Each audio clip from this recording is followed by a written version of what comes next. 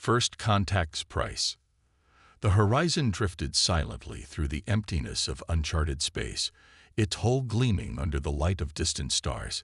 Captain Maya Chen stood at the command deck viewport, her dark eyes reflecting the vastness before her. After 15 years of service in the Earth Expansion Initiative, she had thought nothing could surprise her anymore. She was wrong. "Captain, we're picking up an anomalous structure at coordinates 227 Mark 43, reported Lieutenant Kell, his fingers dancing across the holographic interface. Maya turned from the viewport. "Define anomalous, Lieutenant.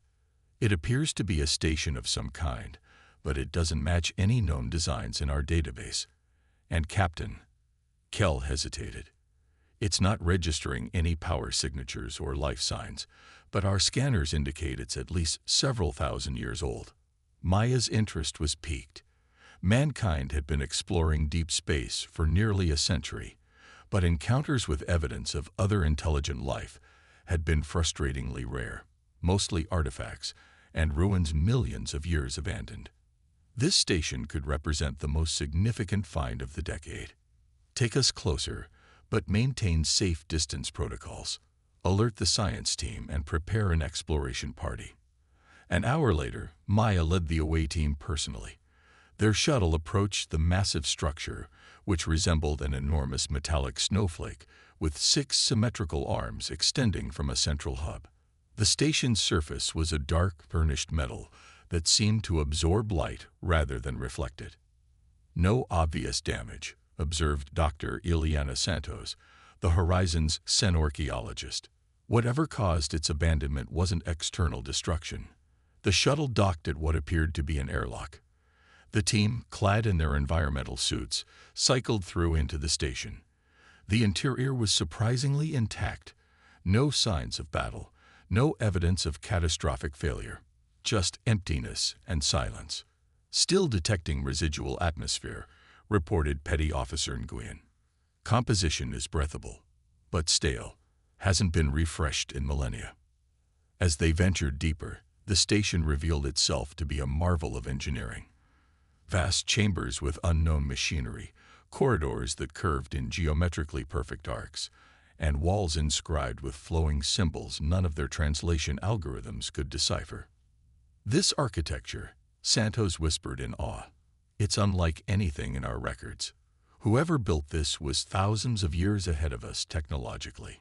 In the central hub, they discovered what appeared to be a control room. Consoles lined the walls, dormant and dark. At the center stood a raised platform with what could only be described as a pulsing crystalline structure, the only thing showing any sign of energy in the entire station. "Careful," Maya cautioned as Santos approached it. "No direct contact until we understand what we're dealing with." Santos scanned the crystal with her equipment.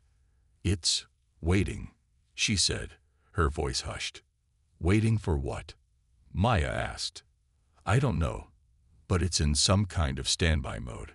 It's been waiting for something, or someone, for a very long time." Engineer Takashi moved toward one of the consoles. "Captain, I think I can reactivate some of the station's systems. Might give us more information." Maya hesitated, then nodded. "Proceed, but with extreme caution." Takashi connected their power source to the alien console. Lights flickered to life across the room, and holographic displays materialized in the air. "It's responding to our presence," Santos said excitedly, studying the symbols that flowed across the screens. "Wait, I think the ship's AI is making progress with the translation." The symbols began to shift, morphing into recognizable Earth standard. As they did, Petty Officer Nguyen called out in alarm. "Captain, the crystal, it's changing." The crystalline structure had begun to pulse more rapidly, its color shifting from a dull amber to a brilliant, piercing blue. Santos' face suddenly paled as she read the now translated text. "Captain, we need to leave. Now." "What is it?" "This isn't a station," Santos said, her voice trembling. "It's a warning. A quarantine boundary marker. There's something on the other side of this region of space, something the builders were trying to contain." The crystal's pulsing accelerated, growing brighter with each flash, and I think we just activated the alarm. Before Maya could give the order to retreat, the crystal erupted in a blinding flash. A beam of energy shot upward through an opening in the ceiling, disappearing into space. What the hell just happened? Maya demanded. Santos was frantically scanning through the translated text. It's a beacon. We just signaled them. Signaled who? The text calls them the Voidborn. They're described as consumers of worlds. This station was built to mark the boundary of their containment zone, a containment zone they had just breached. Their comms crackled to life. Captain. It was Commander Okafor from the horizon. We're detecting multiple objects approaching at high velocity. They appeared out of nowhere, some kind of faster-than-light travel we've never seen before. Maya didn't hesitate. All personnel, back to the shuttle. We're leaving, now. The team scrambled back through the corridors, the station now pulsing with warning lights and sounds. As they reached the shuttle, Maya risked a glance out of viewport. In the distance, she could see them, dozens of shapes moving against the stars, angular and predatory, like obsidian blades cutting through the darkness. The shuttle detached just as the first of the alien vessels reached the station. Maya watched in horror as a beam of energy lanced out from the lead ship, slicing through one of the station's arms as if it were paper. Maximum thrust, she ordered. Get us back to the horizon. They barely made it. The shuttle bay doors were still closing as Maya shouted for an emergency jump. The horizon's engines flared, and the ship lurched into FTL, leaving the alien fleet behind. But Maya knew it was too late. They had been seen. Whatever the Voidborn were, they now knew about humanity. Set course for Earth, she ordered grimly. We need to warn them. As the horizon hurtled through hyperspace, Maya stared at the data they had managed to extract from the station. One image kept appearing in the warnings, a spiral galaxy, much like the Milky Way, with vast swaths of stars simply gone. Not destroyed, not darkened, but erased as if they had never existed. And now humanity had challenged the galaxy's ultimate threat. The Voidborn were coming, and it was her fault. Defiance of the hunted. Earth had 6 months to prepare. 6 months from the moment the horizon burst back into the Sol system, transmitting its warning on all frequencies. 6 months of frantic preparation, of desperate alliance building among the colonies, of converting civilian vessels to warships and industrial fabricators, to weapons factories. Maya watched it all from the bridge of the newly christened EDF Defiant. Formerly the Horizon, now refitted with experimental weapons technology and designated as the flagship of Earth's hastily assembled defense fleet. The latest intelligence suggests they'll arrive within the week, said Admiral Hassan, who had been appointed Supreme Commander of Earth's forces. The outer colonies have already gone dark. Maya nodded grimly. And the Arcturian shield network. Operational, but untested against this kind of threat. Hassan's expression was grave. Captain Chen, you're the only person who's seen these things firsthand. Do you think we stand a chance? Maya considered the question carefully.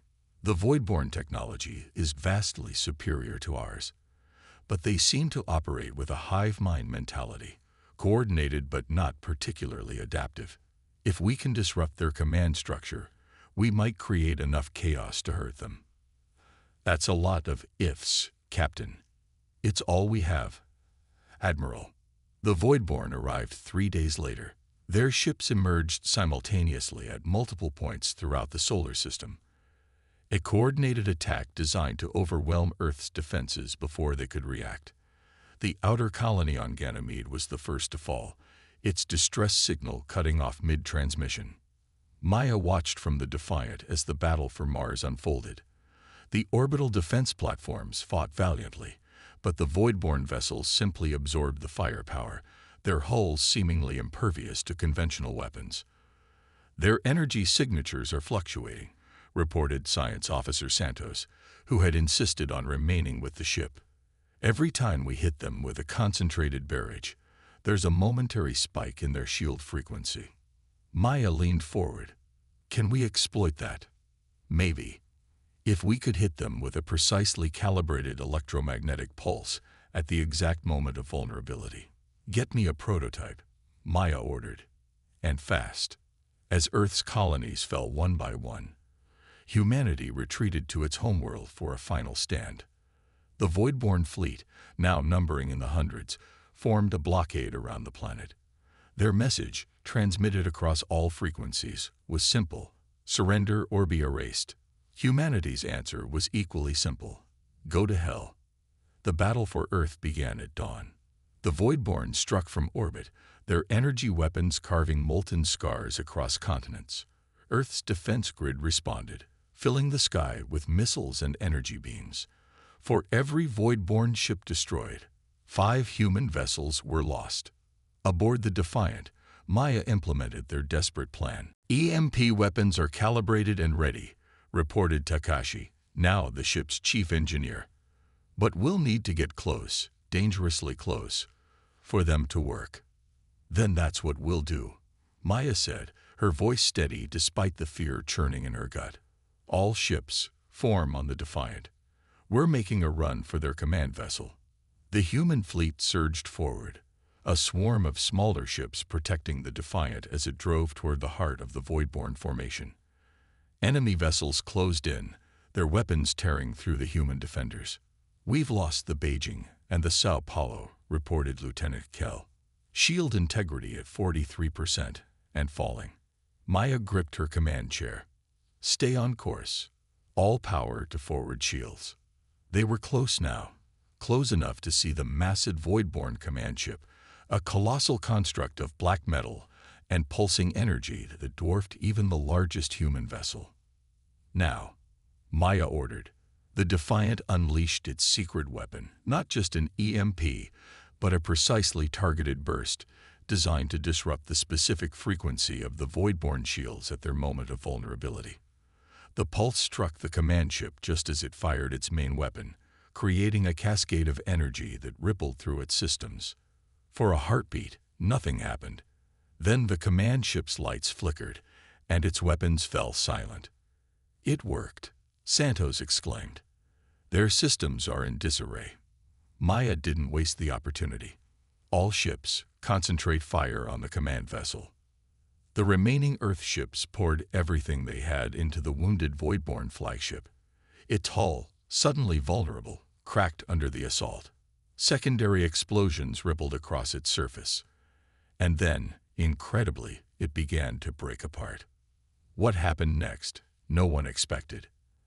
As the command ship disintegrated, the other Voidborn vessels didn't regroup or retreat. They simply stopped. Like puppets with cut strings, they drifted aimlessly, their weapons silent. Their hive mind, Santos realized. It was more literal than we thought. Without the command ship, they can't function, Maya finished. The tide turned rapidly after that. Earth's forces, emboldened by the unexpected vulnerability, methodically destroyed the now defenseless Voidborn ships. Within hours, the threat that had seemed unstoppable was reduced to drifting debris. But the victory came at a terrible cost. Half of Earth's cities lay in ruins. Billions were dead or missing. The outer colonies had been completely wiped out. 2 weeks after the battle, Maya stood in what remained of the Admiral's office in Geneva, looking out at a sky still darkened by smoke and dust. The President is calling it the greatest victory in human history, Hassan said, joining her at the window. You're being hailed as the savior of Earth. Maya shook her head. I was the one who activated the beacon in the first place. None of this would have happened if I'd been more cautious. Maybe, or maybe they would have found us eventually anyway. The point is, when humanity was threatened with extinction, we didn't surrender. We fought back. We won. Maya turned to face him. Did we?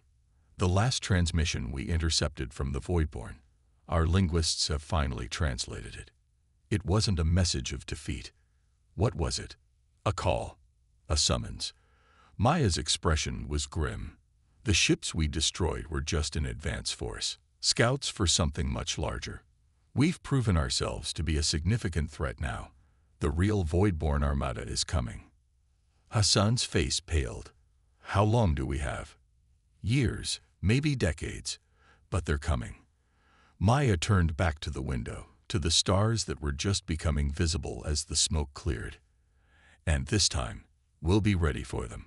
Because if humanity had learned anything from this first encounter, it was that even the galaxy's ultimate predators could bleed. The next time the Voidborn came hunting, they would find not prey, but equals.